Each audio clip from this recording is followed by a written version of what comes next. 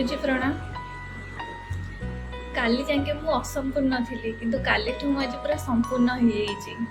आपण आशीर्वाद पाई आपणकर ब्लेसिंग पाई मु आज संपूर्ण। कालीर मोमेंट गुड़ा तो मो लाइफ रे मु केबे भी भूली परिबिनी काईना मु से अपॉर्चुनिटी पाइची। आपणकर एते शिष्य माने से जो अपॉर्चुनिटी पाई पारे ना यदि मु काली से अपॉर्चुनिटी पाई पारची बोले मु निजको बहुत धन्य मन करूची। आउ कालीर गुरु दीक्षा मते पूरा संपूर्ण कर देइची। कालीर मोमेंट वर्णना करी होबनी। आपण पूरा एंजल मान को आनी मो पाखरे बसई देले।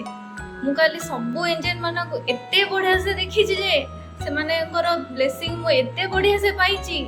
आउ आपण को पूरा मो थर्ड आई रे पूरा देख माने एते क्लियरली देखी जे आपण मते ब्लेसिंग करू जे आपण को ब्लेसिंग मो एते बढ़िया से पाइची केबे भी भूली परिबिनी। आउ आपणकर आशीर्वाद आपणकर हाथ सब बेले मो मुंड पे रखी थांतु जेमति कि मु ए दुनिया रे बहुत बढ़िया से रही परिबे। दुनिया रे मु निजर भलो करबा सहित लोक मानकर भी भलो करि परिबे।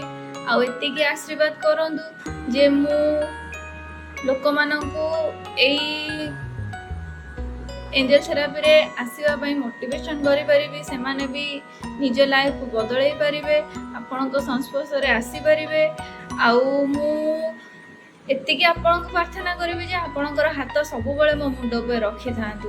आ मु एंजल माननको सब बेले प्रार्थना करूची जे आम गुरुंकर सब इच्छा से पूर्ण करंतु।